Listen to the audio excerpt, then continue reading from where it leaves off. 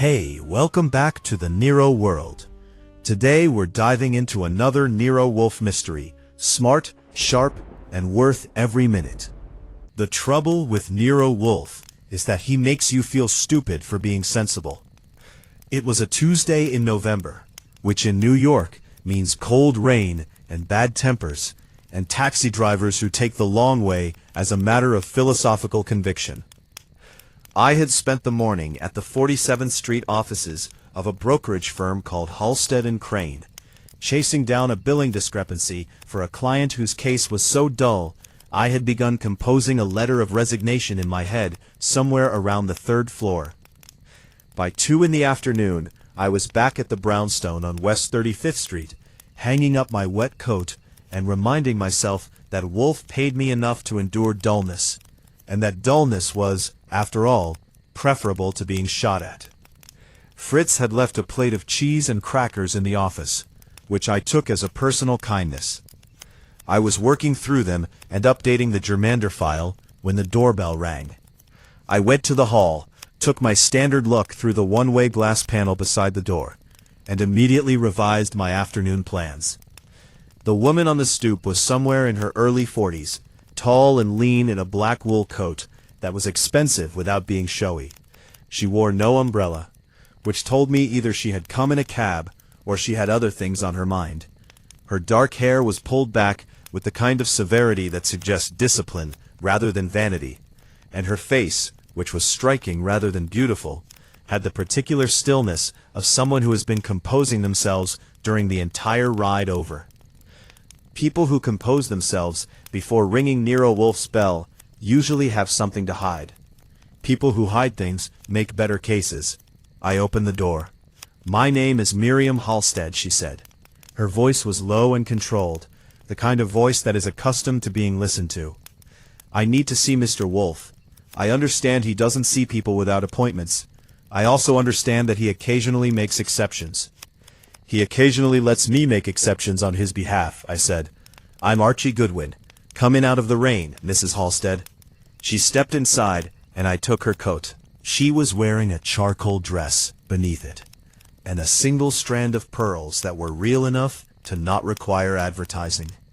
I showed her into the office, the big front room with the globe and the bookshelves, and the 2 chairs in front of Wolfe's desk, and told her to sit. "Mr. Wolfe is with his orchids until 4, I said. "That's non-negotiable.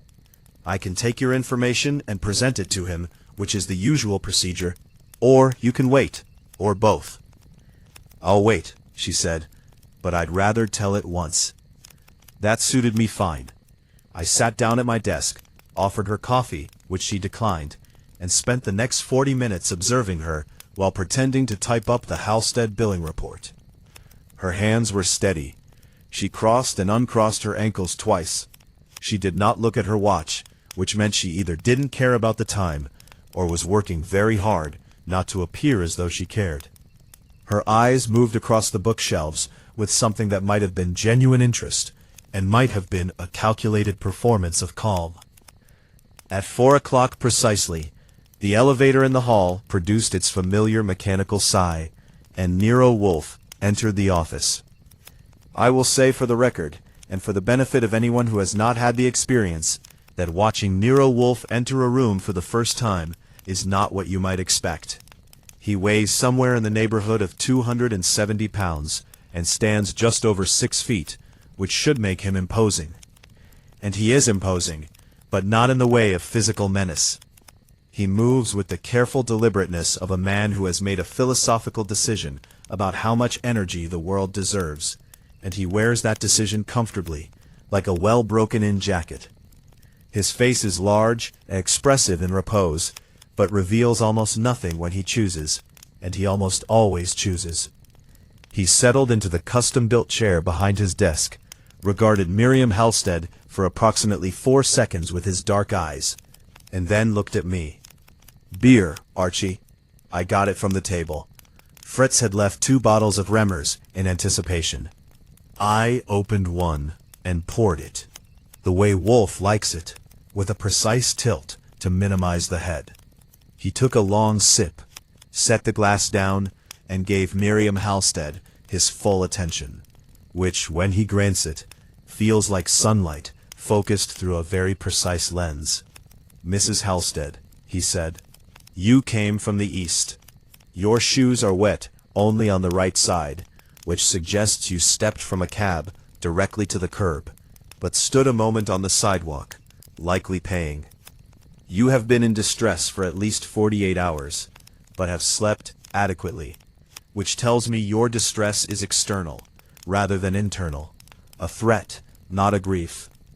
I deduce from your name that you may be connected to the firm Halstead and Crane, in which case Mr. Goodwin has been there this very morning. I mention this only to spare us both the labor of context." He lifted his glass. "Proceed." Miriam Halstead looked at him for a beat, and then did something I hadn't expected. She almost smiled. "My brother is Martin Halstead," she said, "senior partner at Halstead and Crane. 2 days ago, his business partner, Edmund Crane, was found dead in the firm's private conference room on the 47th floor. He had been poisoned. The police are treating it as a homicide. They have made it quite clear that my brother is their primary suspect." "Is he guilty?" Wolfe asked. The question landed in the room like a stone in still water. Most people require a moment to recover from being asked it so directly. Miriam Halstead required less than 2 seconds. "I don't believe so," she said, "but I don't know." Wolfe's lips pursed, which I have learned to read as a sign of reluctant interest. That is a more honest answer than I usually receive. "Continue." She did. The story came out in careful, organized sections, the way a precise mind delivers difficult information, not omitting emotion, but filing it neatly to one side. Edmund Crane, 61 years old, had been found at approximately 7:30 in the morning by the firm's cleaning supervisor, slumped in the leather chair at the head of the conference table. A half-consumed glass of scotch was on the table beside him. The medical examiner's preliminary finding was cyanide poisoning. Crane had no history of suicidal ideation and had been, by all accounts, in excellent spirits professionally.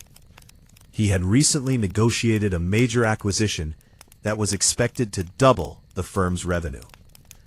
Martin Halstead had been in the building until nearly 10 the previous evening. The security logs confirmed it. He and Crane had argued, loudly enough that 2 associates working late had overheard them, though the specifics of the argument were unclear. Martin had then departed. Crane, apparently, had not. "The police," Miriam continued, "are focusing on a piece of information that I consider circumstantial and they consider quite central. 3 weeks ago, Edmund Crane filed a motion to dissolve the partnership. He intended to take the firm's largest client, a real estate developer named Victor Ashmore, with him. If that had succeeded, it would have been financially devastating to my brother, perhaps ruinous." "And so your brother had motive," Wolfe said. "Clear and sufficient. What does your brother say about the argument?" "That it was about the dissolution, that Crane was intractable, that words were exchanged, and that Martin left in anger, but alive." "And the scotch?" "Neither of them drank scotch.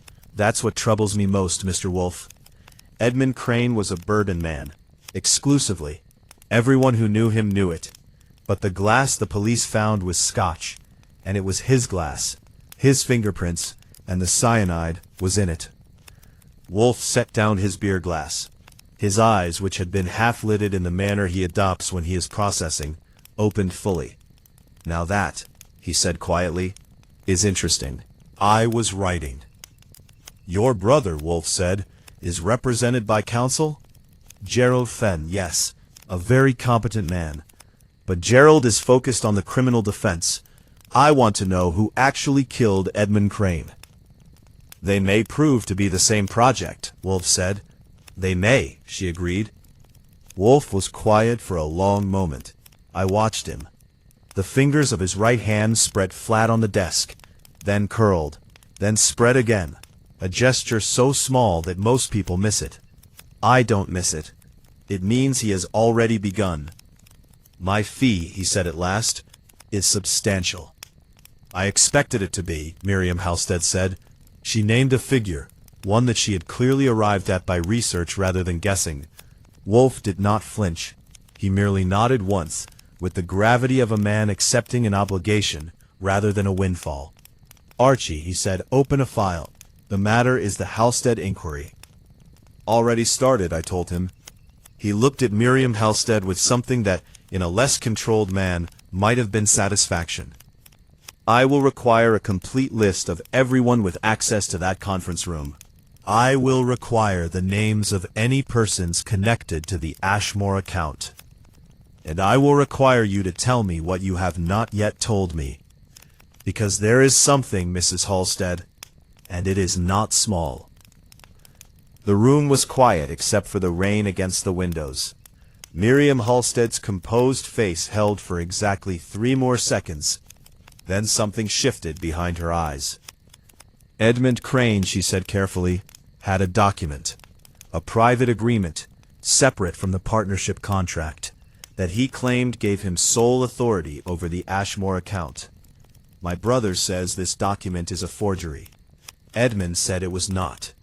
I don't know which of them was lying." She paused. "And I'm not certain it matters, because there's a third possibility neither the police nor Gerald Fenn has raised." Wolfe's chin rose a fraction. "Which is?" "That Edmund Crane didn't forge that document," she said. "That someone else did. And that whoever that was had far more to lose than my brother." Wolfe looked at me. I looked at Wolfe. Outside, the rain came down steadily on West 35th Street, indifferent to the fact that we had just agreed to find a murderer. The next morning was cleaner than the day deserved to be. The rain had scrubbed the city overnight, and left it looking briefly honest, which never lasts in New York, but is pleasant while it does.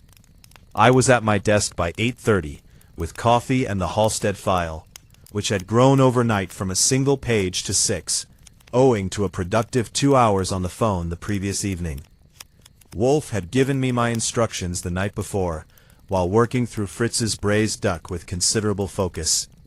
I was to locate and arrange brief preliminary meetings with the key parties in the Crane matter. Not full interrogations, those would come later, and would happen here, in Wolfe's office, where he controlled the atmosphere. But enough to get a sense of the landscape. He had been specific. He wanted impressions, not confessions. "Observe their surfaces," he had said, without looking up from the duck. "A person's surface, under mild pressure, tells you what they most wish to conceal." I had 4 names from Miriam Halstead's careful accounting.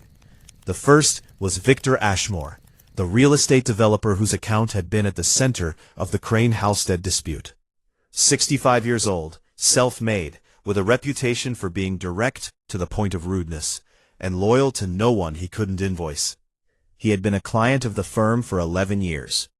The second was Diana Crane, Edmund's widow, 54, a former corporate attorney who had left practice 12 years ago and devoted herself, by all accounts, to their apartment in the East 70s and a series of charitable committees. Miriam had described her as composed. Coming from Miriam Halstead, I took that to mean something more specific than its face value. The third was Philip Crane, Edmund's son from his first marriage. 32, employed nominally at the firm as a junior analyst, though Miriam's tone when she mentioned him suggested that nominally was doing a great deal of work in that sentence. The fourth was a woman named Stella Voss. She was the firm's chief operating officer, which at Halstead and Crane was a job that put her squarely between the two partners in both authority and exposure. She had been with the firm for 9 years. Miriam had mentioned her last, and said only, "Stella knows where everything is." I started with Ashmore. His offices were on the 32nd floor of a tower on 6th Avenue that he had built himself, which is the kind of detail that tells you a great deal about a person. The receptionist was efficient and humorless. Ashmore himself, when I was shown into his corner office at 10 sharp, turned out to be a broad-shouldered man, with gray hair cropped close, and the kind of tan you acquire in October from a boat rather than a beach. He was, behind a desk, the the size of a modest aircraft carrier, and he did not stand up when I entered, which was either rudeness or a test. I sat down without being invited and told him why I was there. "Wolfe," he said, turning the name over as if checking it for structural flaws. "I've heard of him. He's the fat one who doesn't leave the house." "He prefers to let the world come to him," I said. "It usually does." Ashmore's eyes were pale gray and entirely without warmth. "I've already talked to the police. I'll talk to them again when my attorney says it's necessary. I'm not sure what I owe a private detective." "Nothing at all," I agreed pleasantly. "But you might consider that the police are focused on Martin Halstead. Mr. Wolfe is focused on finding out who actually committed the murder. Those may be the same person, or they may not. If they are not, you'd presumably prefer to know." Something moved behind those gray eyes. Not fear exactly, more like the slight adjustment of a man recalibrating a calculation. "Edmund was killed with cyanide," he said, "in a Scotch glass. I drink Scotch. Is that a confession or a concern?" He almost smiled. It didn't quite reach the surface. "Edmund Crane was one of the best financial minds I've ever worked with," he said, "and he was planning to steal me from the firm. I'd agreed to go with him. Martin Halstead knew it, which is why they argued. Whether that gives Martin a reason to kill Edmund is something I'd rather not speculate about." He paused. "The document, the one about the Ashmore account. I've seen it. My attorney has seen it. It's either genuine or an extraordinarily good forgery. Which do you think?" He looked at me steadily. "I think Edmund showed it to me 3 months ago and seemed very confident about it. And I think that 3 weeks ago, when he filed the motion, someone who knew about it got very nervous." He leaned back. "Goodwin, that I haven't told the police because they haven't asked the right question. The morning Edmund was found, I received a phone call. Anonymous. Whoever it was told me simply that Edmund was dead and that I should, quote, sit tight and say nothing. Then they hung up. I kept my face agreeable and my pencil moving. Man or woman? Impossible to say. It was barely a whisper. He stood, which apparently meant the meeting was over. "Tell your Mr. Wolfe that I'll come to his house if he asks me to. I'm not accustomed to being summoned, but in this case, I'll make an exception." I thanked him and left. Diana Crane received me at the East 73rd Street apartment at noon. It was the kind of apartment that had been decorated by someone with taste and maintained by someone with standards. All pale walls and precise furniture and flowers that were real, but not ostentatious. Diana herself was trim and silver-haired, dressed simply, and she met me in the sitting room with the particular composure of a woman who has spent a great deal of time being observed. She expressed appropriate grief in appropriate measure. She answered my questions about her husband's habits, his routine, his enemies, and his state of mind in the days before his death, with a precision that might have been admirable under other circumstances. She confirmed that Edmund had not touched Scotch in 30 years. She confirmed that the conference room was routinely used for private meetings, and that access, while theoretically restricted to partners and senior staff, was in practice not closely monitored after hours. Then I asked her about the document, the private agreement regarding the Ashmore account. There was a pause of perhaps 2 seconds, in the Miriam Halstead range, which told me something. Edmund was very proud of that document, she said. He regarded it as insurance. He never showed it to me, but he mentioned it several times. He said it guaranteed his future. Did he say who had drafted it? No. She looked at her hands. He said it had been arranged by someone who understood the value of long-term security. I assumed he meant an attorney. I didn't press him on it. It was only when I was at the elevator, coat on and notebook closed, that she said, from the doorway, "Mr. Goodwin, Edmund was not a man without enemies, but he was also not a man without secrets. I would suggest in your investigation that those two categories may overlap considerably." The elevator arrived. I stepped in and rode down thinking that Diana Crane was either a woman of genuine insight or a woman who very much wanted me thinking in a particular direction. Neither possibility was comfortable. Philip Crane met me for lunch at a restaurant on Madison that was slightly too loud for the conversation he didn't want to have. He was dark-haired and slim like his father, with a restlessness that expressed itself in the frequent adjustment of his silverware and a habit of glancing toward the door. He was 32, but looked younger, and the youthfulness was not the comfortable kind. He told me that he and his father had not been close. He told me that he had been at the firm for 2 years, and that his role was, in his words, ambiguous. He told me that the night of the murder he had been at a bar in the West Village with a colleague, and that the colleague could confirm it, and that the police had already verified this, and he didn't understand why he needed to repeat it to me. I told him I was less interested in his whereabouts than in his father's state of mind. He was triumphant, Philip said, after a moment. That's the word. Not just confident, triumphant. Like a man who has been waiting a very long time to win something and finally sees it within reach. He paused, turning his water glass in a slow circle. I hadn't seen him like that since before the divorce, before everything became about the firm. Did you know about the Ashmore document? Everyone knew about the Ashmore document, he said.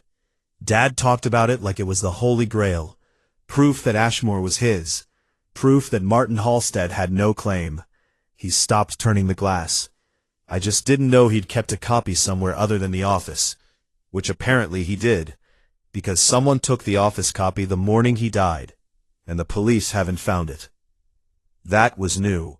I wrote it down, and he watched me write it, and something in his expression shifted from reluctant to calculating in a way that was interesting and not entirely pleasant. Stella Voss was last, and she was the most interesting of all. She met me in a coffee shop near the firm, rather than the firm itself, which told me she had made a decision about what she was willing to say on record, and what she preferred to keep off the premises.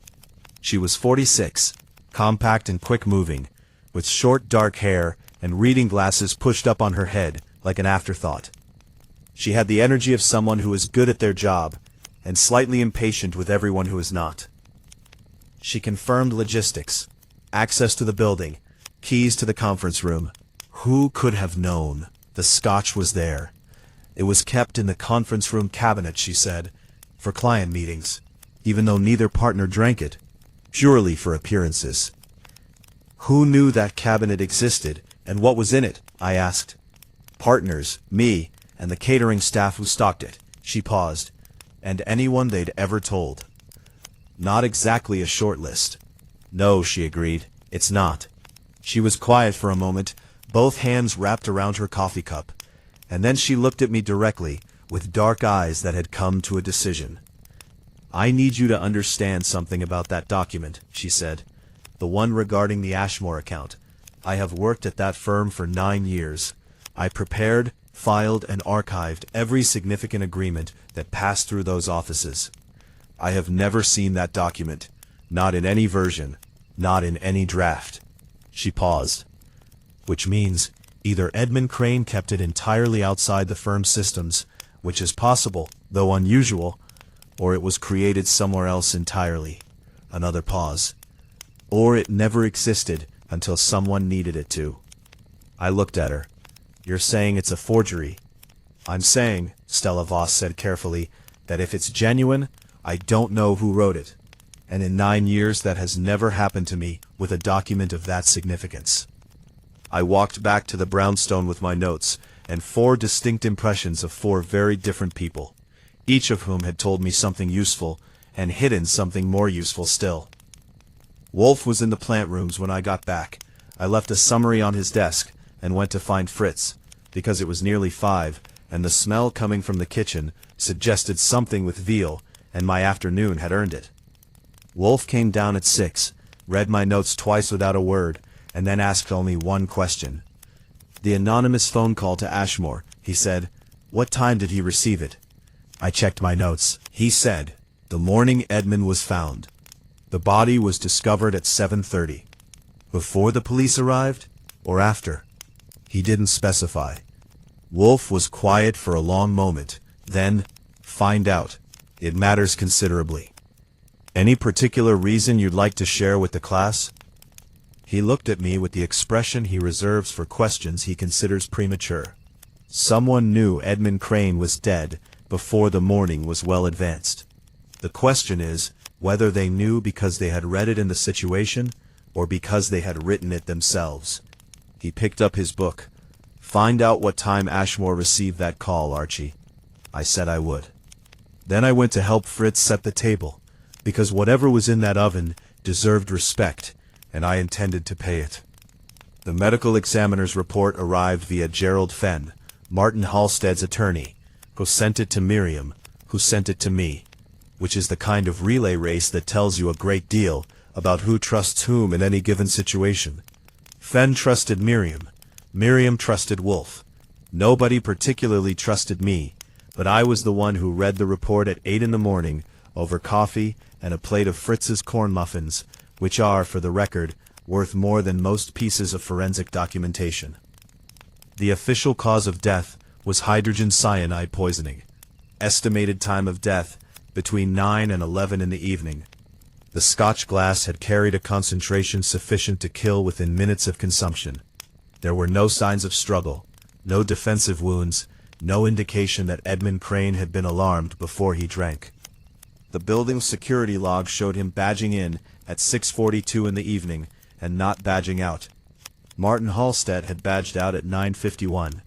No one else had badged in or out of the 47th floor between 6 and midnight. I read that last sentence twice and wrote a question in the margin. Stairs? The building had 4 stairwells. The security log covered badge access at elevator banks and at 3 of the 4 stairwell doors. The 4th, the southwest stairwell, which connected to a service exit on the 46th floor landing, required no badge to open from the inside, only from the outside. I found this information on page 11 of a supplementary incident report that the police had apparently found less interesting than the argument between the 2 partners. I took all of this to Wolfe after breakfast. He was at his desk with a book on Byzantine history and the second of his morning beers, and he listened to my summary without interrupting, which is always a good sign. When I finished, he put down the book.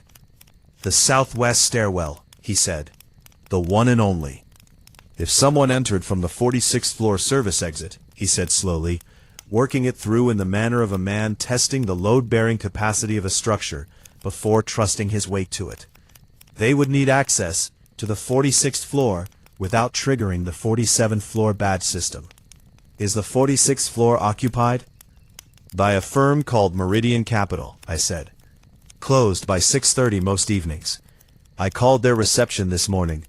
Their service entrance key is kept on a hook in their mailroom, accessible to cleaning staff and building maintenance." Wolfe's fingers did the spreading and curling thing on the desk. Then, the security log, while establishing that Martin Halstead was present, does not establish that no one else was. That's my reading. Have the police noted this? Gerald Fenn says they have not raised it formally. Whether they've noticed it and are keeping it close, or whether they've missed it entirely, is another question. Wolfe was quiet long enough for me to pour myself a coffee from the side table. Then, the document that was removed from the office, the copy of the private Ashmore agreement. When was it noticed missing? Stella Voss went to the files. She has a master key to the partner filing cabinets, and found Edmund Crane's personal drawer open, and the relevant folder empty. And the police found a second copy? According to Miriam, a copy was found in Edmund's briefcase at the scene. They have it. But not the original that Stella Voss last saw in the filing cabinet. Correct. Wolfe picked up his beer. 2 copies of a document that may itself be fraudulent, one of which has vanished, and an access route to the murder scene that the police appear to be overlooking. We are not yet ready to theorize, but the architecture of the thing is becoming visible. He set the glass down. I want them all here, Archie. All 4 of the people you spoke with, plus Martin Halstead.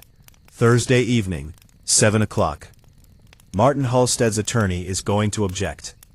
Then tell Mr. Fenn that I am attempting to establish his client's innocence, and that an attorney who obstructs that effort may wish to reconsider his professional priorities. I said I would phrase it more diplomatically. Wolfe said he saw no reason why. We split the difference, as we usually do. Before I started making calls, I had one errand that Wolfe had assigned me the previous evening. I needed to know what time Victor Ashmore had received his anonymous phone call on the morning Edmund Crane's body was found. Ashmore's assistant put me through to him directly, which suggested I had made something of an impression the day before. 7:15, Ashmore said, without preamble. I noted it because I was in the middle of my morning run and had to stop to take the call. Who has your personal cell number? Business associates, family, my attorney, anyone I've ever given a card to at a dinner, which is several hundred people. Did you tell the police about this call? A pause. No. Any particular reason? Because, he said flatly, I don't particularly enjoy helping the police when I can avoid it. And because the call told me nothing I couldn't read in a newspaper by 9 o'clock. Edmund was dead. I wasn't surprised by the call. I was surprised by the fact of it. Meaning you were surprised Edmund was dead? Meaning I was surprised someone thought I needed to be warned. He paused again. There's a difference, Mr. Goodwin. I thanked him and sat with that for a moment before dialing the next number. The call to Ashmore had come at 7:15. The body had been found by the cleaning supervisor at 7:30, which meant the caller had known about Edmund Crane's death at least 15 minutes before the building knew there was a body. Either they had found the body and not reported it, which was a crime, or they had put the body there themselves. Both possibilities simplified things considerably and complicated them enormously, in the way that useful facts always do. I spent the rest of the morning and most of the afternoon on the telephone. Gerald Fenn objected strenuously, relented after 22 minutes of conversation, and agreed to bring Martin Halstead on Thursday. Diana Crane agreed with a wariness that she dressed up as cooperation. Philip Crane said yes immediately, which made me wonder what he was hoping to gain. Stella Voss asked if she had a choice, and when I said technically no one did, she said she would be there. Victor Ashmore said he would send his car, which was his way of saying he was coming. I also made 2 other calls that Wolfe had not asked for, but that I had decided were worth making on my own initiative. I am, officially, Wolfe's legman. I am not, officially, supposed to exercise independent judgment. In practice, Wolfe tolerates my initiative when it produces results, and pretends it was his idea all along. The first call was to a friend of mine in the building management office of the tower on 6th Avenue, where Ashmore had his offices. I asked about the conference room on the 47th floor, specifically whether the ventilation system for the 47th floor was connected to the same service conduit as the 46th. It was. The access panel for the 47th floor ventilation system could be reached from the 46th floor maintenance corridor. I wrote that down without quite knowing yet why it mattered, but with the strong feeling that it would. The second call was to a document examiner named Cecily Farrow, who runs a forensic documentation service in Midtown, and who owes me a favor from an incident involving a forged insurance claim 3 years ago. I described the Ashmore document, its age, the type of paper Miriam had described, the signatures involved, and asked whether she'd be willing to examine it if I could get it to her. She said she would. I said I'd be in touch. Then I went up to the plant rooms to tell Wolfe about the ventilation corridor. He was repotting a cattleya with the focused attention of a surgeon and did not look up. He listened to me describe the service conduit, the access from the 46th floor, and my theory, which was still more feeling than framework, about how someone might have moved through the building unseen. When I finished, there was a long pause, broken only by the sound of potting medium being tamped down. The ventilation system, Wolfe said finally, is not the point. The point is that someone knew that corridor existed and how to use it. That is not knowledge possessed by the general public, Archie. It requires either a connection to the building's infrastructure or a deliberate prior reconnaissance. Or both. Or both, he agreed. He set down his trowel and looked at me directly, which he rarely does in the plant rooms, where he considers the orchids the primary audience. Someone planned this murder carefully, in advance, and with knowledge of the building's physical properties. This was not a crime of passion during an argument. Martin Halstead argued with Edmund Crane and left. The murder was committed afterward, by someone who arrived through a route that bypassed all standard security, with poison that had been prepared in advance, and who then left a false record of what Edmund Crane consumed that evening. The scotch, I said. Edmund Crane did not drink scotch. Whoever placed that glass knew him well enough to choose a poison vehicle, but apparently not well enough to know his habits, or chose to use the scotch deliberately as misdirection. Misdirection how? Wolfe's lips pursed. Consider, if the murderer knew Edmund Crane never drank scotch, placing a scotch glass is a conscious signal, one that says, look here, at this anomaly. It draws attention precisely because it is wrong, which means either the murderer was careless about Edmund's habits, or they wanted the scotch noticed. In the latter case, the question becomes, by whom, and toward what purpose? I thought about that on the elevator going back down. It took me until the second floor to realize what it might mean, and when I got there, it was not a comfortable place to arrive. If the scotch was placed as a deliberate signal, not carelessness but intention, then someone was pointing a finger. At Martin Halstead, who had access to the cabinet. At the firm, where the scotch was kept. At someone else entirely, if there was another set of fingerprints on that bottle that hadn't been mentioned yet. At dinner that evening, Fritz had made roasted lamb with rosemary, and a gratin of potatoes that deserved a better audience than a murder investigation.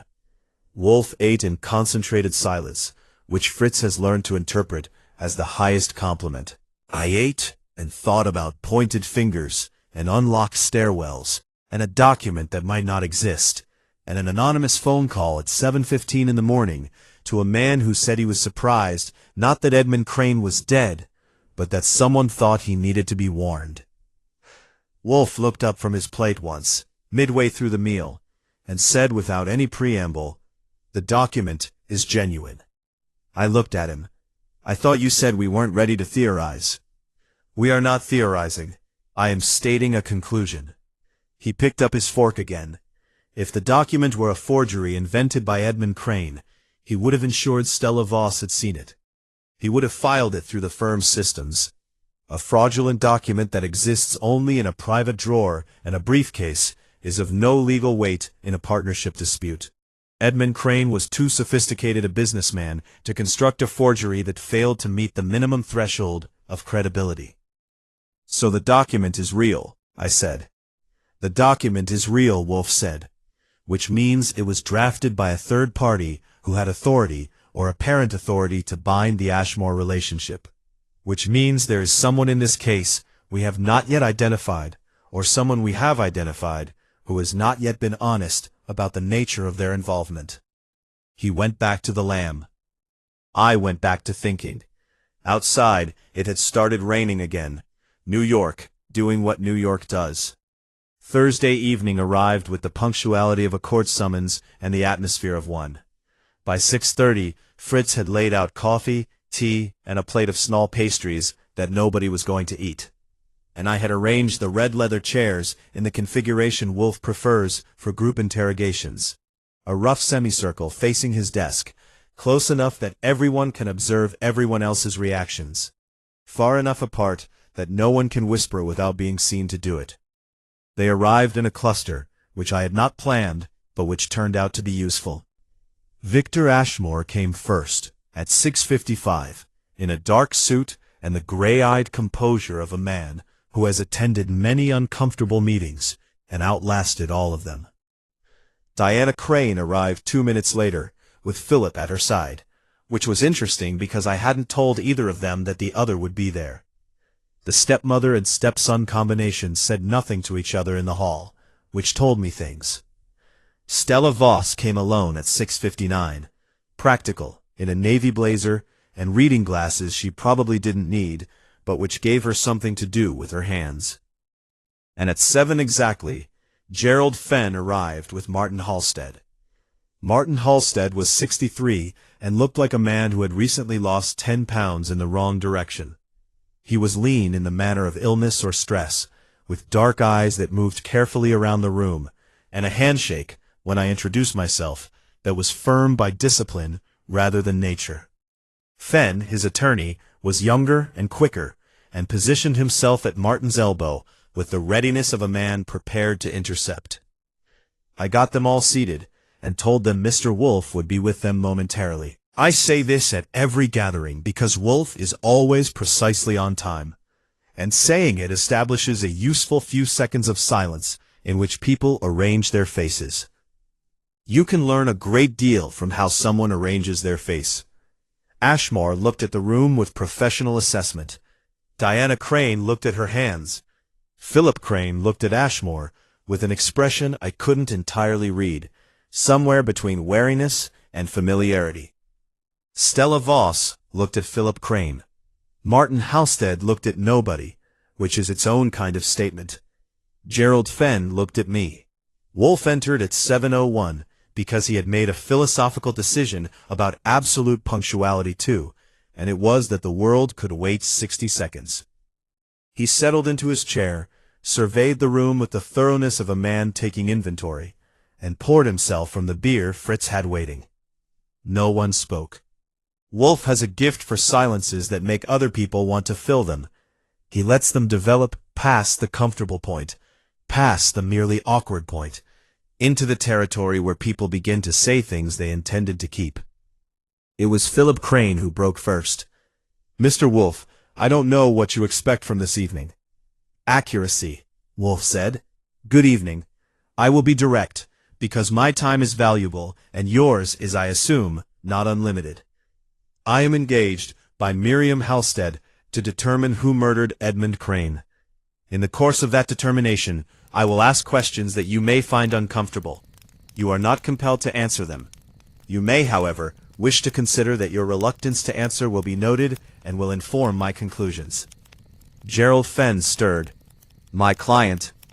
"Mr. Fenn," Wolfe looked at him, with the patience of a man addressing someone who has raised an irrelevant procedural point. "Your client has nothing to fear from honest answers. Please allow him to provide them." Fenn subsided. Martin Halstead gave him a small nod that meant, more or less, let the man work. "Halstead," Wolfe said, "tell me about the argument." Martin Halstead was quiet for a moment. Then he spoke with the measured delivery of a man who has rehearsed this, but not recently enough for it to sound rehearsed. He and Edmund had argued about the dissolution motion. Edmund had been immovable. Martin had been, he paused and chose the word, passionate. Edmund had shown him a copy of the Ashmore document, and told him that the matter of Ashmore was settled. Martin had told him the document was fabricated. Edmund had laughed. Martin had left. "Did you go directly home?" Wolfe asked. "I walked for a while. Then I took a cab home. I was there by 10:30. "Did anyone see you arrive?" "My doorman, Henderson." Wolfe nodded slowly. "The Ashmore document," he said, shifting. "Mr. Halstead, you stated to the police that it was a forgery. On what basis?" "On the basis that I never signed it, and no such agreement was ever negotiated with my knowledge." "Yet the signature on the document is reportedly yours." "Reportedly, yes." "You have never signed your name to a document authorizing Edmund Crane's exclusive authority over the Ashmore account." "I have not." Wolfe's gaze moved smoothly, without haste, to Victor Ashmore. "Mr. Ashmore, you have seen this document." Ashmore crossed one leg over the other. "My attorney has. I've seen portions. In your judgment, is it consistent with an agreement you might have been party to?"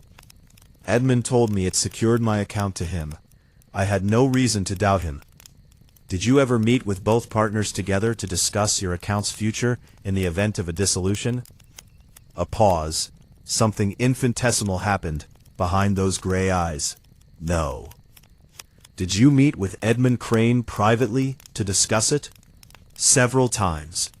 "Did you meet with anyone else privately to discuss the Ashmore account?" And there it was. A pause of 3 full seconds, which in a room that silent is substantial. Ashmore looked at Wolfe with an expression that had subtracted something from it. Some calculation that had been abandoned in favor of a different one.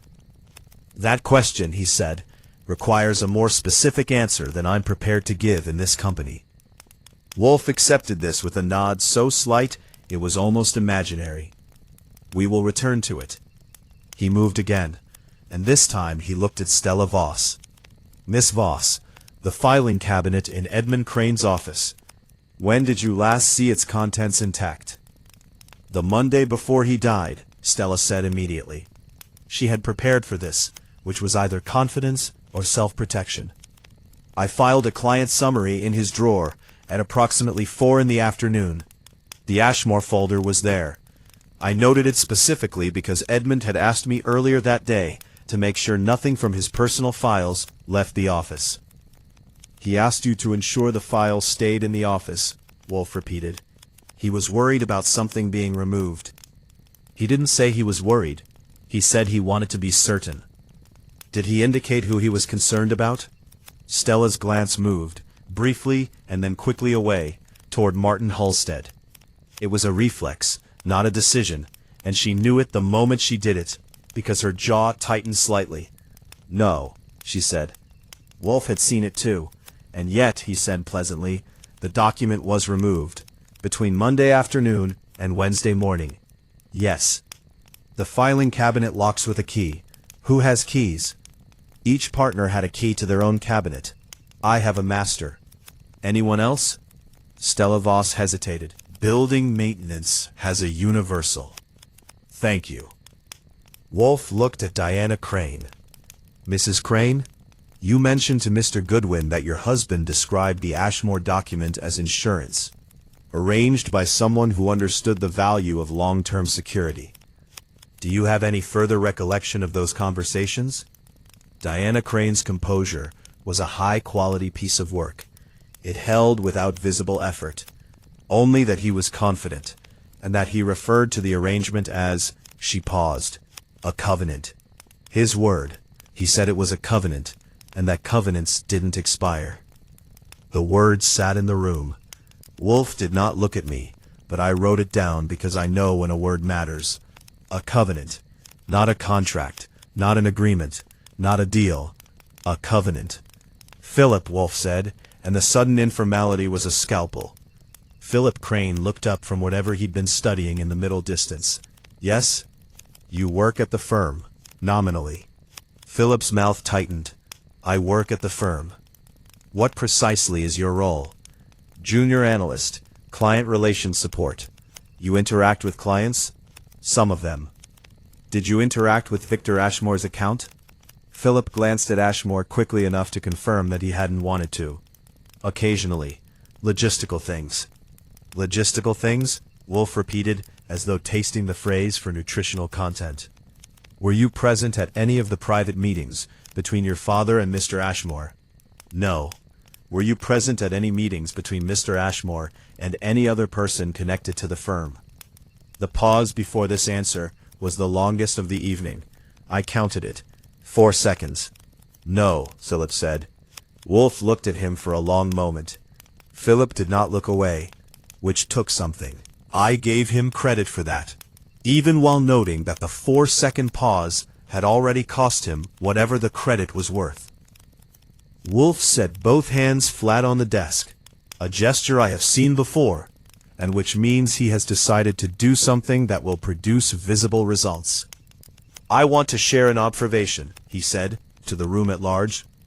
"Several of you have withheld information this evening. Some of it is, I suspect, withheld out of genuine uncertainty about its relevance. Some of it is withheld because you believe it endangers you. And some of it is withheld because you believe it endangers someone you wish to protect." He paused. "I will tell you plainly that I intend to find Edmund Crane's murderer, regardless of which category applies to your particular reticence. I will also tell you that whoever in this room is protecting the person who killed Edmund Crane is doing something both legally dangerous and ethically insupportable." The room was quiet. The radiator ticked. Rain had started again outside, the third evening in a row, as if New York had chosen November as a period of general penance. Ashmore spoke. "You said someone called me at 7:15. I told your man about it." "Yes," Wolfe said, "you did." "You haven't asked me about it tonight?" "No," Wolfe agreed, "I haven't." Ashmore studied him. "That means you already know something about it." "It means," Wolfe said, "that I find your telling Archie about it more interesting than the call itself. A man who receives an anonymous warning call and tells a private detective about it voluntarily is either an honest man or a man who wants that information on the record before someone else puts it there." Ashmore's jaw moved. "That's a fine distinction." "I traffic in fine distinctions, Mr. Ashmore." Fenn tried again. "My client, Mr. Halstead," Wolfe said, over Fenn without looking at him. "Is there anything you have not told me that you believe I need to know?" Martin Halstead looked at him steadily. "I've told you everything I told the police." "That is not the same thing," Wolfe said, "as answering my question." Another silence. Then Martin Halstead said, quietly but distinctly, "Edmund and I had been partners for 23 years. Whatever else happened between us, I did not kill him. And whatever document he had, genuine or not, there was a third party involved in the Ashmore arrangement. Someone neither of us invited and neither of us fully understood. I've known it for 8 months. I didn't tell the police because I don't know who it is." The room changed, the way rooms change when something true has been said in them. "Thank you," Wolfe said. He picked up his beer and drank, and when he set the glass down, his voice was the same as always, unhurried, precise, inevitable. "You may all go. Archie will show you out." I showed them out. It took 15 minutes and several conversations in the hallway that I kept brief and uninformative. When they were gone, and I came back to the office, Wolfe was sitting with his eyes closed and his fingertips together. I sat down, waited. "There is," Wolfe said, without opening his eyes, "a third party." "Martin Halstead just said so." "Martin Halstead confirmed what I already knew," Wolfe said. "The document is real. It was created by someone with legal authority, a party capable of binding the Ashmore account in a way that both partners would be compelled to honor. It is not Edmund's forgery, and it is not Martin's fabrication." He opened his eyes. "And someone in that room tonight knows who that third party is, and is very carefully not saying so." "Philip," I said. "Philip," Wolfe agreed. That 4-second pause was not uncertainty. It was a decision. About whether to lie? About what lie to tell? I thought about that. He looked at Ashmore before he answered. "Yes," Wolfe said, "he did." He reached for his book. "Tomorrow, Archie, find out everything there is to find about Philip Crane's activities at that firm. Every meeting, every client contact, every document he touched. And find out," he added, opening to his page, "what Cecily Farrow says about that document." I said I would. He read. I sat for a moment, looking at the 5 chairs still arranged in a semicircle, and thinking about covenants and Scotch glasses, and the particular quality of a 4-second pause. Then I went to bed, because tomorrow was going to require more energy than I currently had. Cecily Farrow's office is on the 14th floor of a building on West 43rd Street that is so unassuming it is made a virtue of it.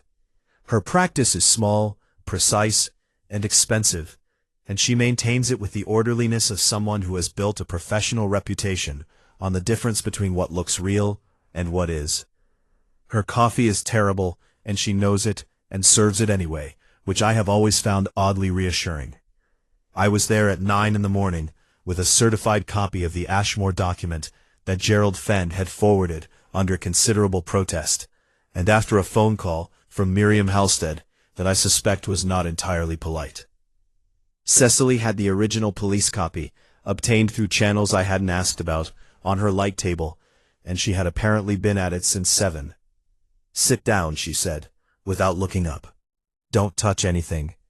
I sat. I didn't touch anything. I watched her work for 20 minutes while she made notes in a small leather book with a mechanical pencil.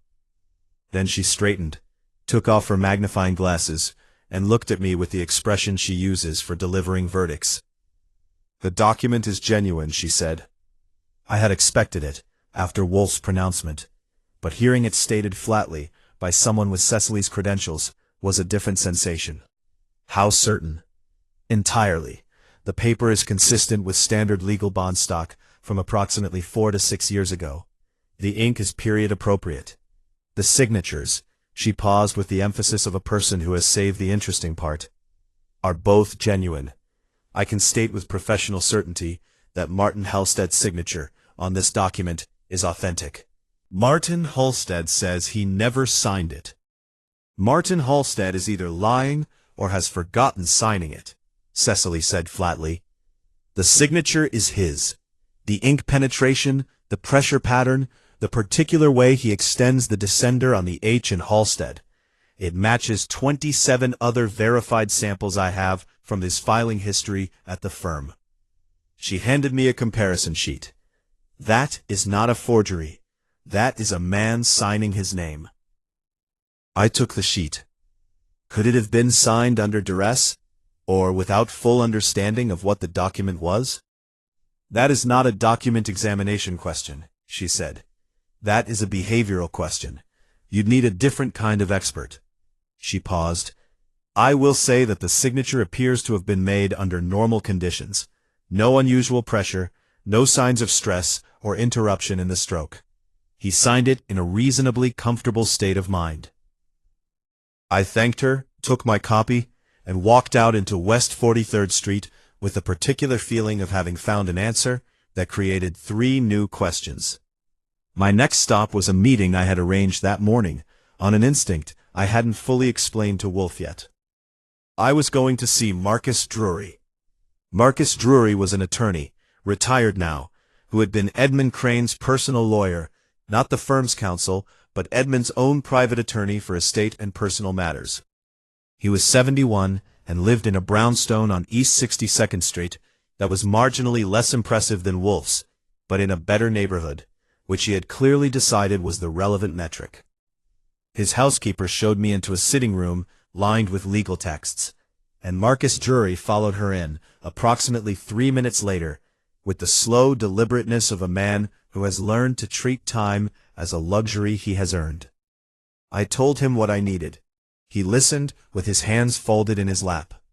Edmund Crane was my client for 29 years, he said when I finished. Anything covered by privilege I will not share. Anything that exists in the public record I will confirm. He studied me. You want to know about the covenant. I had not used that word. Hearing him use it sent a small electric current down the back of my neck. I want to know whatever you can tell me. Drury was quiet for a moment. 6 years ago, Edmund came to me with an unusual request. He had reached an agreement, outside the formal partnership structure, with a third party regarding the management and continuation of the Ashmore account, in the event of any dissolution of the firm. He wanted the agreements documented privately, not through the firm's systems. The third party, I said. Who? An individual with authority to bind the Ashmore account at the corporate level. Not Mr. Ashmore himself. Mr. Ashmore's company had a governance structure. The agreement was with the individual who effectively controlled the company's financial decisions. He paused. That individual is not Victor Ashmore. Who is it? Another pause, longer. Drury's folded hands tightened slightly. The agreement required 3 signatories, Edmund, Martin Halstead, and the third party. He looked at me steadily. I drafted it. Both partners signed it in my presence, in this room, 6 years ago. Martin Halstead was fully aware of what he was signing. I sat very still. Martin Halstead says he never signed that document. Martin Halstead, Marcus Drury said precisely, is incorrect. Why would he claim otherwise? I suspect, Drury said, with the careful delivery of a man calculating exactly how much to give, that Martin Halstead does not wish to explain how the document came to be created, because the circumstances of its creation are embarrassing to him. He paused. The covenant was Martin Halstead's idea. I took a breath, And the third party? Drury considered for what felt like a very long time. I will tell you the name, because it is at this point relevant to a homicide investigation, and my obligations to attorney-client privilege do not extend to concealing material facts in a murder case. The third signatory was Philip Crane. I wrote the name down, though I didn't need to. Edmund's son. Edmund's son. At the time 26 years old, and the effective controller of the Ashmore corporate account through a series of nominee arrangements that Mr. Ashmore himself had constructed for tax efficiency purposes. He paused. Victor Ashmore is by design not the decision-maker on his own account. His son controls the operating structure. His son's proxy is Philip Crane. I looked at my notebook. Then I looked at Drury. Philip Crane controlled the Ashmore account, and the covenant guaranteed Edmund Crane's exclusive management of that account. And Martin Halstead signed it. Willingly, Drury said, because at the time, it suited him. Edmund was ill. They thought seriously ill, a cardiac scare that turned out to be less dire than feared, and Martin expected to outlast him. The covenant would have reverted authority to Martin's control if Edmund died or withdrew. Martin signed it because he expected to benefit from it. But Edmund recovered. Edmund recovered. And then the relationship between the partners deteriorated. And when Edmund filed the dissolution motion and invoked the covenant, Martin Halstead was trapped by a document he had signed himself and could not credibly claim was a forgery. So he did claim it was a forgery. He did, Drury said. And Philip Crane, who is the only other living signatory, has said nothing. He folded his hands again. I would be very interested to know why Philip Crane has said nothing. I would be equally interested to know what Philip Crane stood to gain or lose from his father's death. I thanked Marcus Drury, declined his housekeeper's offer of tea, and walked back out into the street, with the afternoon light going gold and cold between the buildings. Philip Crane was the third signatory. Philip Crane controlled the Ashmore account through proxy arrangements. Philip Crane had been at the firm for 2 years, in a role that was nominally junior, but practically positioned exactly where someone would need to be if they wanted to monitor the covenant's implementation. Philip Crane had paused 4 seconds before denying any substantive involvement with the Ashmore account. And Philip Crane had looked at Victor Ashmore before answering. Not at his stepmother, not at Martin Halstead, at Ashmore. I went back to the firm. I told Stella Voss I needed to see the access logs for Edmund Crane's personal filing system, not the physical cabinet, but the firm's digital document management system, which tracked every access and modification. She pulled it up on her computer without asking why, which told me she had already looked. Philip Crane had accessed his father's personal document folder at 11:17 on the Monday night before Edmund's death. He had opened the Ashmore folder. He had not downloaded or printed anything. He had closed it and logged out. The physical cabinet would have been accessed separately, and that, Stella Voss confirmed, had no digital log. He was in the building Monday night? I asked. He badged in at 10:50, Stella said. He left at 11:41. Does that happen often, him being there late? Never in my recollection. She paused. I only looked because the police asked about all building access for the full week, and I pulled the logs. They didn't ask me to cross-reference names. Did you cross-reference names? I did, she said, after they left. And? Philip was there Monday night.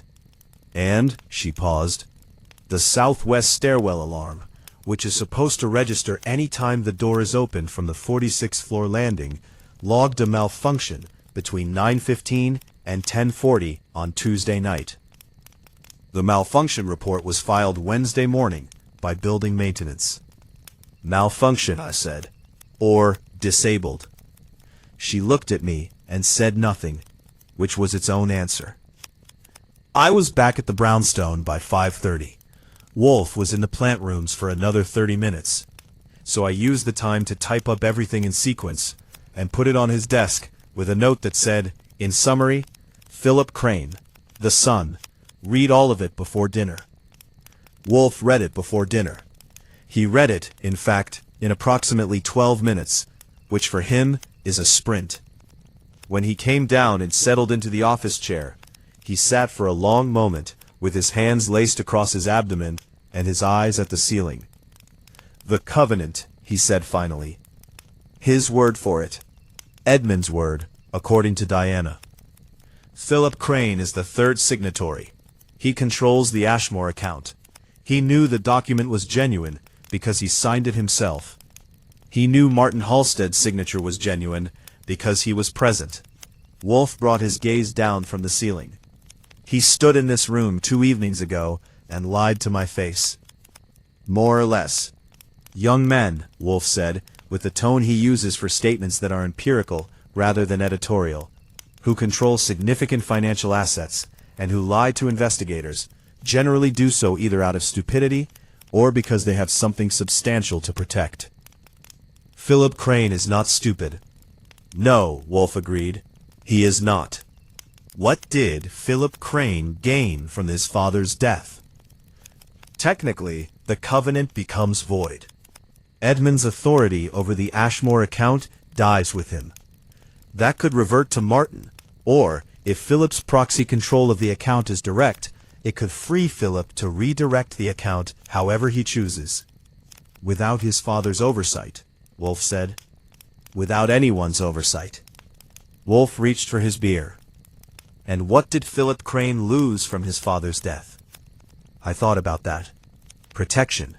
Edmund Crane was powerful, a useful person to have as a father professionally. Unless, Wolfe said, Edmund Crane was about to do something that endangered Philip's position. He drank, set down the glass. The anonymous call to Ashmore at 7:15, Archie. Philip Crane is the proxy controller of Ashmore's financial operations. He has Ashmore's direct number. I looked at him. He also, Wolfe continued, had access to the firm on Monday night and knowledge of the document's location. He had knowledge of the building's structure as a long-term employee. And he had a reason to be in that building on Tuesday night that we have not yet established. He paused. But before we move to conclusions, there is a question we have not answered. Why would Philip Crane kill his own father? Not why in the abstract, Wolfe said. Why now? What happened in the weeks before Edmund's death that made murder necessary where it had not been before? He stood, which was his signal that dinner was ready and the thinking was done for the evening. Find out what changed in Philip Crane's relationship with his father in the last 2 months. Find out from someone who would know. He moved toward the dining room. Mrs. Crane would know. Diana, I said, you think she knows more than she's told us? I think, Wolfe said, pausing at the doorway, that she told you her husband had secrets, and that his secrets overlapped with his enemies. I think she measured that statement very carefully before delivering it. Diana Crane is a former attorney, Archie. She does not use words casually. He went in to dinner. I stood in the office for a moment and thought about careful women and careful words and the kind of secrets that get a man killed. Then I went in to dinner too, because Fritz had made cassoulet, and some things are not negotiable. The next morning, I called Diana Crane before 9 and told her I needed to see her again. She said she had a committee luncheon at noon. I said I'd come at 10. She said she supposed that was acceptable, in the tone of a woman for whom nothing that morning had been acceptable, and who had stopped expecting it to be. The East 73rd Street apartment was the same as before, precise, pale, controlled. But Diana Crane herself had shed something since our first meeting. The composure was still there, but it sat differently on her, the way a coat sits differently on a person who is no longer sure they want to wear it. She met me in the sitting room and did not offer coffee, which told me she had decided this was not a social call. You're here about Philip, she said. Why do you say that? Because you've asked about everyone else, she said, and because he's the one I told you to look at without saying so directly. I sat down. You told me Edmund's secrets overlapped with his enemies. I did. Philip Crane is one of those secrets. She was quiet for a moment, both hands in her lap, looking at a point slightly past my shoulder. Then she said, Philip spent 2 years, embedded in that firm, with my husband's blessing. Edmund wanted him there. He thought it was reconciliation, that Philip was finally ready to have a relationship with him. She paused. I thought it was something else. What? I thought Philip was there to watch, to monitor. She looked at me directly. Philip's mother, Edmund's first wife, Carla, controlled a trust that Philip inherited at 25. It was significant, but it had a condition. As long as Philip was employed by or associated with any entity in which Edmund had a financial interest, the trust was in suspension. Edmund had insisted on that condition years ago, as leverage. I wrote it down. So Philip couldn't access the trust as long as Edmund was alive and he was at the firm. He couldn't access it as long as he was associated with Edmund's interests, she corrected precisely, which the covenant, as a signatory arrangement, definitely constituted. When did Philip find out about the suspension? 6 weeks ago, Diana said. He came to Edmund. I was in the next room. They argued. Philip had apparently only recently obtained full legal advice about the trust. He'd been receiving a monthly allowance that obscured how much he was actually blocked from. When he understood the full picture, she paused. He was not calm about it. How not calm? She looked at her hands. Philip accused Edmund of having engineered the entire arrangement, the job, the covenant, the trust suspension, specifically to keep Philip financially dependent. He said Edmund had used him. Edmund said he had provided for him. She paused. Edmund told Philip that the covenant would be resolved within 3 months, that the dissolution would finalize, and that the trust would become accessible once Philip resigned from the firm and severed the association. 3 months, I said, meaning Philip had to wait. Meaning Philip had to wait while Edmund extracted maximum advantage from the dissolution process. She looked up. Edmund could be ruthless about these things. It was not his most admirable quality. She said it without apology or softness, the matter-of-fact delivery of a woman who had seen her husband clearly and loved him anyway. Philip believed, and I think he was right, that Edmund had no intention of resolving it in 3 months, that Edmund would find another reason for another delay. So Philip's motive, I said, was not his father's death and the dissolution of the covenant. It was the trust. The trust becomes fully accessible upon Edmund's death, she said, or upon Philip severing all connection to Edmund's interests. Philip severing the connection would have required Edmund's cooperation. Edmund's death required no one's cooperation. I looked at her. You've known this. I've suspected it, she said carefully, since the morning Edmund was found. Not because I think Philip is capable of it as a person, but because I know what that money means to him and what Edmund represented in relation to it. She paused. I also know that Philip knew about the ventilation corridor on the 46th floor. I went still. How? Because 6 months ago, Edmund had some work done on the 47th floor. Air system maintenance. Philip was the one who coordinated access with building management because Edmund was traveling. Philip arranged the maintenance crew. He would have known exactly how that service corridor functioned. I closed my notebook. I left shortly after, with the particular sensation of a case that has been loose and various, suddenly drawing into a single shape. When I got back to the brownstone, Wolfe was waiting in the office with an expression I know well. The expression of a man who has, while I was out doing the physical work, done the intellectual work that gives the physical work its meaning. Sit down, he said, which he rarely says. I sat. I gave him the full account of my conversation with Diana Crane, Philip's trust, Edmund's deliberate manipulation, the 6-week-old argument, and the ventilation corridor. When I finished, he sat for a long moment with his fingers laced over his abdomen. The trust, he said. What is the estimated value? Diana said significant. I'll need to verify, but Marcus Drury might know the general range. He handled Edmund's private arrangements. I suspect, Wolfe said, It is in the range of several $1,000,000. That is what the leverage suggests. A smaller amount would not have warranted the complexity of the arrangement. Philip Crane has been drawing a junior analyst salary for 2 years, I said, while sitting on top of a trust he can't touch. Edmund dangled 3 months and had no intention of delivering. Philip has both the motive and the means. He knew the building. He knew the corridor. He knew the scotch was in the conference room cabinet because his job included coordinating client meetings. He had his father's direct cell number for the Ashmore coordination, which means he had Ashmore's number too. The anonymous call, Wolfe said. 7:15. Before the body was found. Philip called Ashmore to, what? Warn him? Position him? Establish something? To control him, Wolfe said. Ashmore's account, through Philip's proxy authority, was about to become unmoored. Edmund was dead, the covenant was void, and Philip needed Ashmore, or Ashmore's financial structure, to remain cooperative while Philip arranged his position. He paused. The call was not a warning. It was an opening move in a negotiation that Philip intended to conduct from a position of sudden strength. Which is why Ashmore said he was surprised someone thought he needed to be warned, I said. He wasn't being warned. He was being told who was in charge now. Yes. Wolfe is quiet. There are things we do not yet know. How the cyanide was obtained and prepared. The precise mechanics of how Philip entered the building and reached the conference room. Whether he acted alone or had assistance.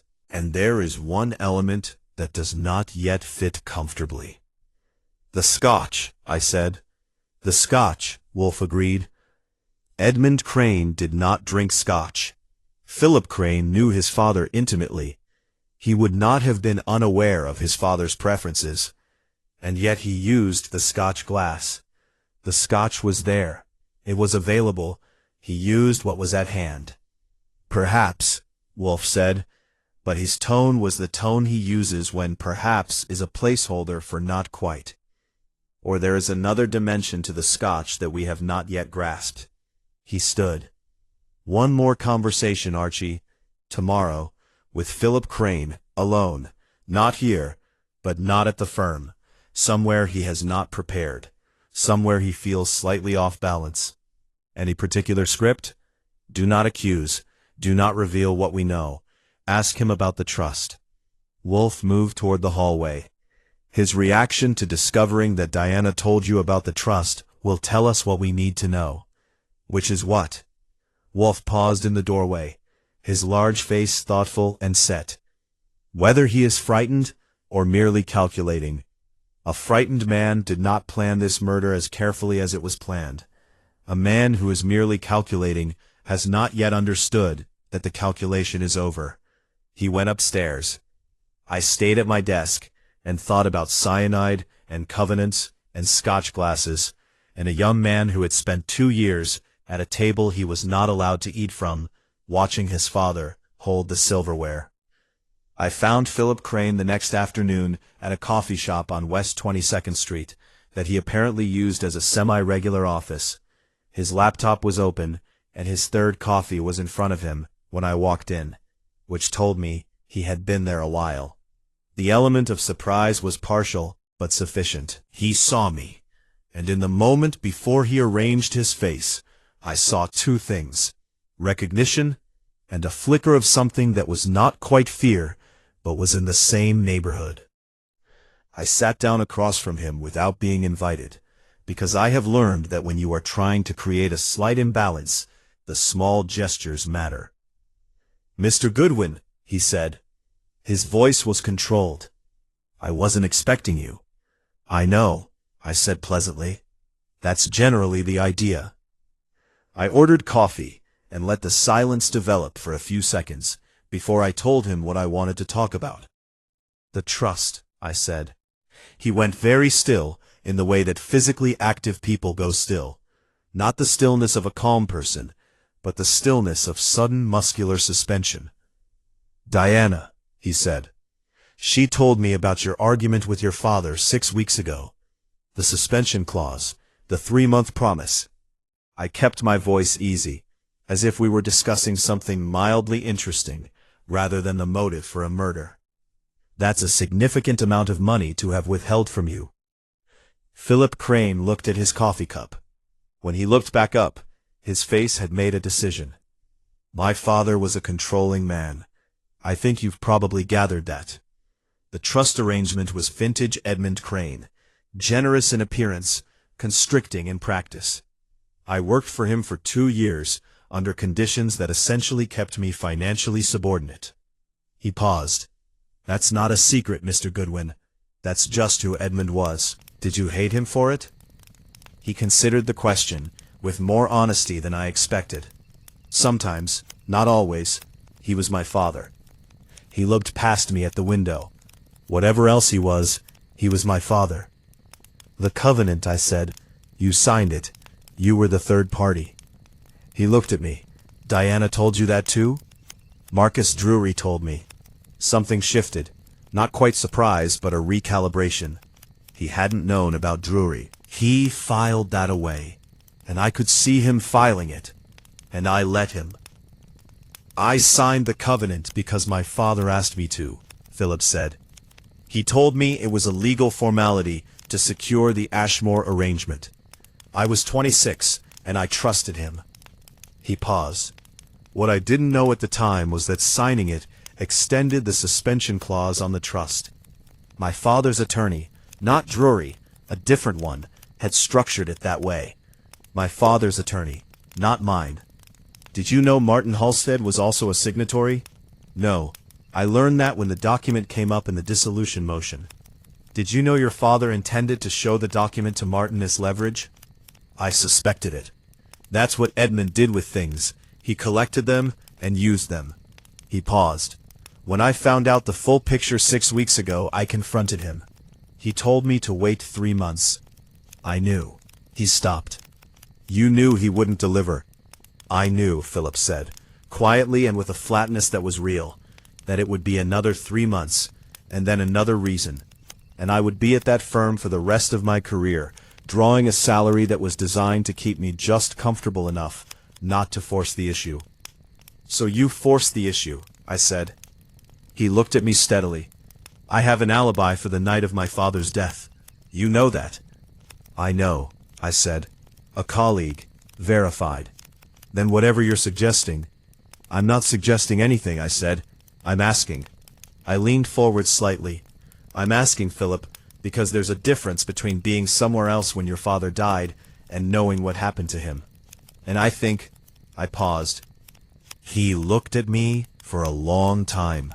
The coffee shop moved around us. The ordinary noise of ordinary people having ordinary afternoons. His jaw worked slightly. The southwest stairwell, he said, very quietly. I said nothing. I told someone about it, he said, 3 weeks ago. I wasn't, he stopped, started again. I was angry. I had just gotten the full legal analysis of the trust suspension, and I understood for the first time that I might never see that money while my father was alive. I was talking to someone who hated Edmund nearly as much as I did, maybe more. He looked at his coffee cup. I told them about the stairwell. I told them about the scotch in the conference room cabinet. I told them about the ventilation corridor. He paused. I didn't think it was. I didn't know anyone would. Philip, I kept my voice level. Who did you tell? He looked up at me. His face, underneath the composure and the calculation and the practiced ease, was the face of a young man who has understood too late what his anger cost. Martin Halstead, he said. I went back to the brownstone at 4 o'clock, with that sitting in the center of my chest like a stone, and went directly to Wolfe's office and sat down. He was reading. He looked up. Philip Crane is not the murderer, I said. Wolfe set down his book. No, he said, he is not. You knew. I suspected. The scotch confirmed it. I looked at him. Explain the scotch. Philip Crane knew his father never drank scotch, Wolfe said. If Philip had committed this murder, he would not have used the scotch glass. It would have been a glass his father might plausibly use, bourbon or water. The scotch glass was placed by someone who knew Edmund Crane well enough to know he kept scotch for clients, but not well enough to know he never touched it himself. 23 years as a partner. He knew about the cabinet. He had a key. He had motive, Wolfe said. Not merely the financial one. That was real but manageable. The deeper motive was the document itself. The covenant that Martin had signed and could not credibly deny, that Edmund was using to destroy him. If the dissolution succeeded and the covenant was enforced, Martin Halstead lost everything: the firm, the Ashmore account, his professional reputation. He left at 9:51, I said. The security log. He left through the front.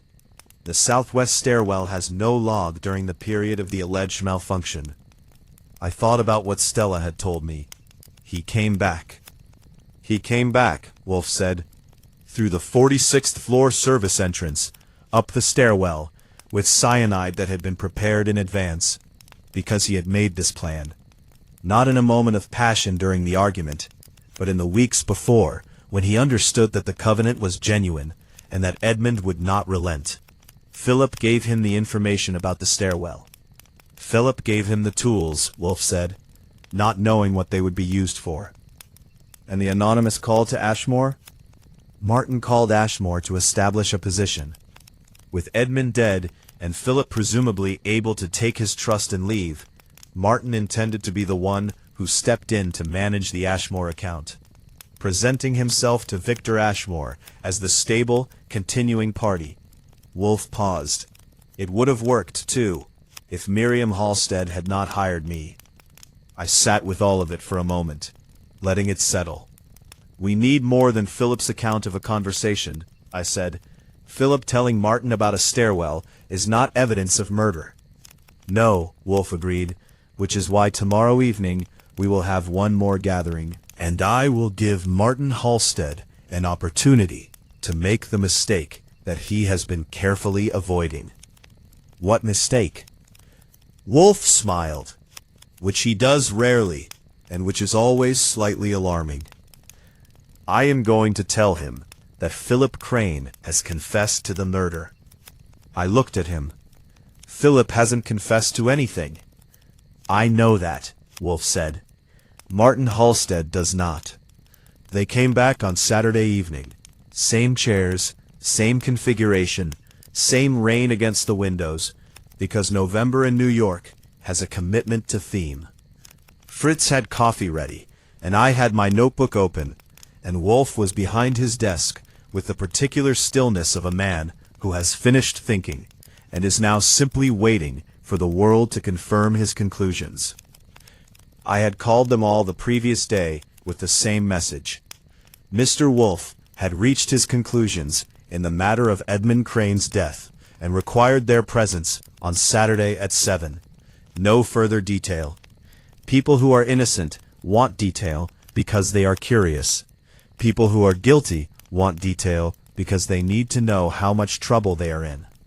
Martin Halstead had asked 3 questions, all of which were variations on, what specifically does Wolfe know? I told him Mr. Wolfe would explain everything, which was true. They arranged themselves as before. Ashmore, self-contained. Diana Crane, composed but thinner somehow around the eyes.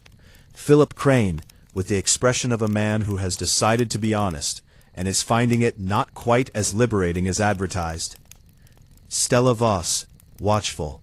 Martin Halstead, with Gerald Fenn at his elbow, and a face so carefully controlled it had become its own kind of statement. Wolfe looked at them all. Then he looked at Martin Halstead.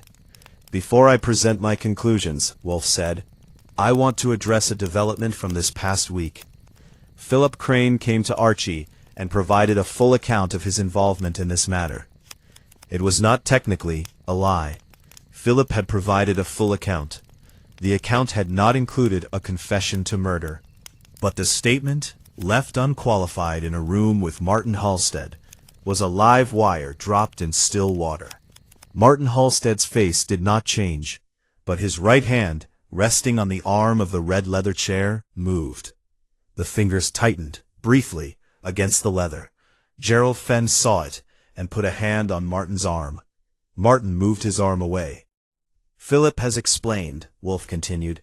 The circumstances of his conversation 3 weeks ago, in which the particulars of the building's service access were shared with a third party. He paused. He has also explained the nature of the covenant, his role as a signatory, and the financial constraints that constituted his father's hold over him. "If Philip told you something about me," Martin started. "I haven't accused you of anything yet, Mr. Halstead," Wolfe said pleasantly. Martin stopped. The fingers on the chair arm moved again. "Let me present the case as it stands," Wolfe said, and his voice settled into the register he uses for sustained argument. Not louder, not more formal, but with a precision that filled every corner of the room. Edmund Crane was murdered on a Tuesday evening between 9 and 11 o'clock. He was killed with cyanide introduced into a scotch glass that was placed on the table in the 47th floor conference room. The scotch came from the cabinet that all senior staff knew about. The cyanide was prepared in advance, indicating premeditation. He paused. The murderer entered the building through the southwest stairwell, accessed from the 46th floor service exit, during a period when the stairwell alarm was malfunctioning. The malfunctioning of that alarm was not a coincidence. The malfunction, Stella Voss said quietly, almost to herself, was arranged, Wolfe confirmed. Building maintenance logs show that a work order for the stairwell alarm sensor was filed 2 weeks before Edmund Crane's death. The work order was filed by someone with access to the building management system. The building management system is accessible to all senior partners of any tenant firm on a registered emergency contact basis.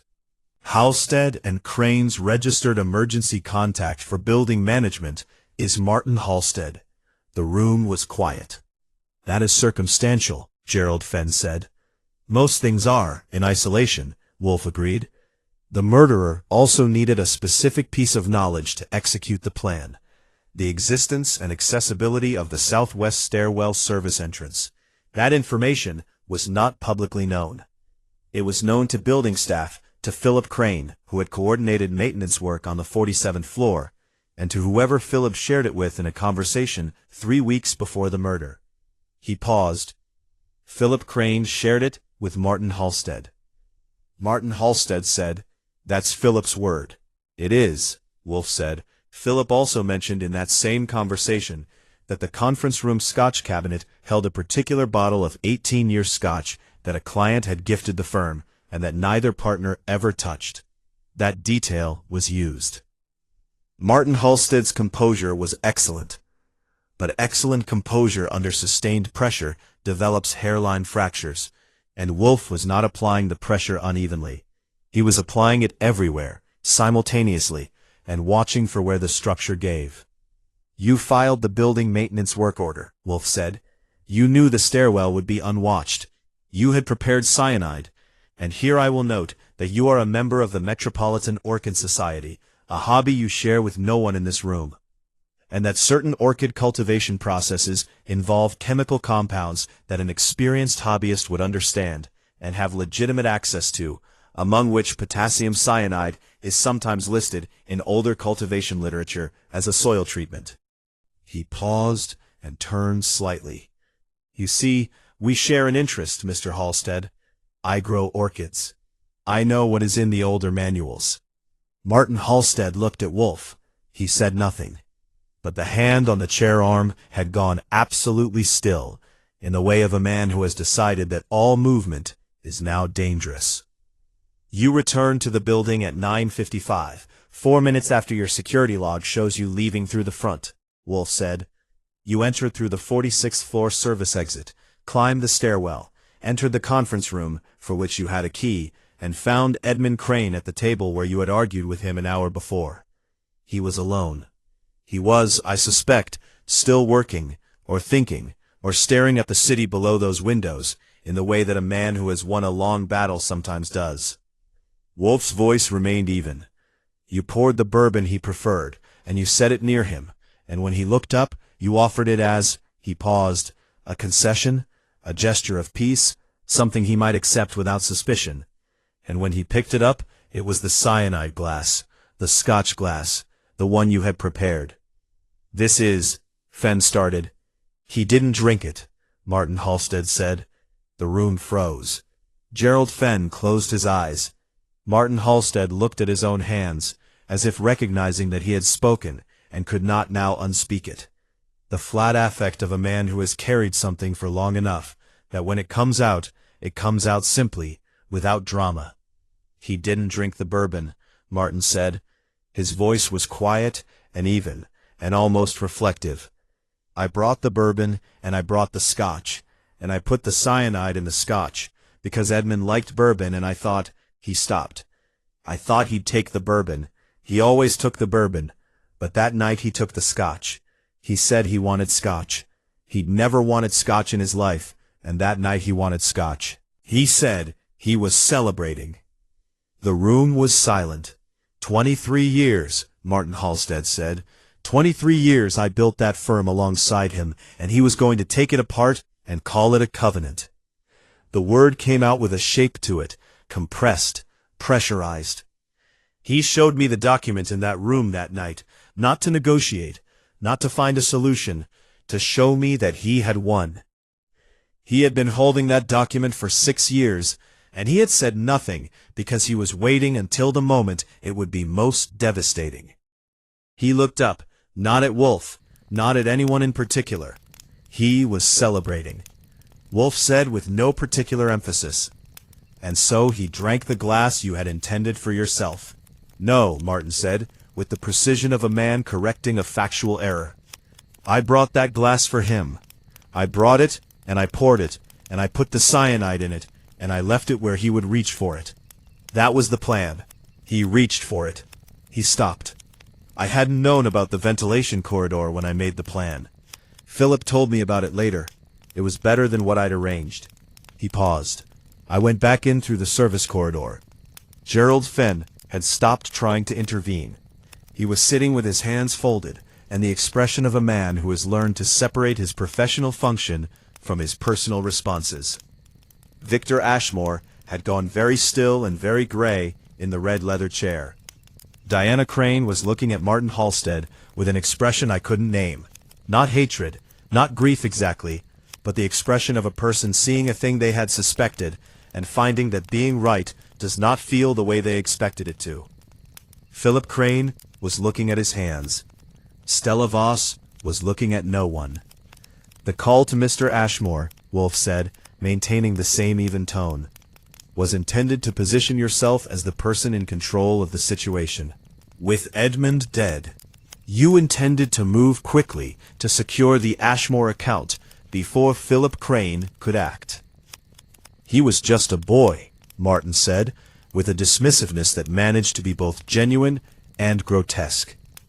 "Philip didn't know what he was doing. Edmund had wound him up like a clock and pointed him. He wasn't a threat."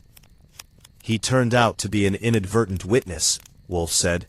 "He told you about the stairwell. He had not understood what you would do with the information." Martin looked at Philip then, directly, for the first time that evening. Philip looked back. Whatever passed between them was its own kind of accounting. "The document," Wolfe said. "You removed it from the filing cabinet. When?" "Tuesday afternoon," Martin said. "I went into Edmund's cabinet. I'd had a copy of his key made years ago, for emergencies. I took the document because I thought destroying it—" He paused. "But there was another copy, in his briefcase. I didn't know." "You didn't know," Wolfe said, "because the copy in the briefcase was not the one Stella Voss had seen in the cabinet. Edmund had placed that copy there earlier that day in anticipation. He expected you to take it." Wolfe paused. "He knew you had a copy of his cabinet key, Mr. Halstead. He told Diana he was concerned about someone removing files. He placed a decoy and secured the genuine copy elsewhere. Edmund Crane was a careful man." Martin Halstead looked at Wolfe with an expression that contained beneath everything else a kind of exhausted recognition. He was always 3 steps ahead. "Until Tuesday night," Wolfe said, "when he was not." Martin nodded once, slowly, like a man acknowledging a final score. Fenn was already on his phone. "I had Inspector Kramer's direct number in my notebook, where it has lived for 11 years, and I used it. While we waited, the room had the strange, suspended quality that rooms acquire after something decisive has happened. When the momentum of events has passed through and left everything rearranged and still. Ashmore was the first to stand. He straightened his jacket with the automatic precision of a man who maintains appearances on principle, and walked to the window and stood looking out at the rain and the street below, saying nothing at all. Diana Crane sat with her hands in her lap, and her face turned towards something that wasn't in the room. Philip Crane sat with his eyes closed, and the expression of a young man trying to understand what his anger has been party to. Stella Voss sat upright in her chair, and looked at the wall with the focused attention of someone who is deciding in real time what their professional life will look like on Monday morning. Martin Halstead sat in the red leather chair and did not move and did not speak. Wolfe opened his book. I find that Wolfe's ability to read in the aftermath of a solved case is not the callousness it might appear. It is, I think, his way of marking that the reasoning is complete, that the obligation of the intellect has been discharged, and what follows is the world's business, not his. He is an instrument of logic, not justice. Logic is his. Justice belongs to Inspector Kramer and Gerald Fenn, and a jury in whatever courtroom eventually gets the case. Kramer arrived in 27 minutes, which for a Saturday evening in the rain is either impressive or a sign that he had been waiting for a call from this address. He took Martin Halstead with a minimum of ceremony and a maximum of efficiency, Fenn walking alongside. Before they left, Kramer stopped in the doorway and looked at Wolfe with the expression he reserves for these moments, somewhere between gratitude and the professional resentment of a man who knows he's been outdone. "You could have come to me earlier," Kramer said. "I could have," Wolfe agreed, without looking up from his book. "I was not ready." Kramer made a sound that was either agreement or indigestion, and left. The room gradually emptied. Ashmore paused at the doorway and said, to no one in particular, Edmund deserved better. It was not clear whether he meant better than being murdered or better than the 23 years of partnership that preceded it. He left without clarifying. Diana Crane stopped beside my desk on her way out.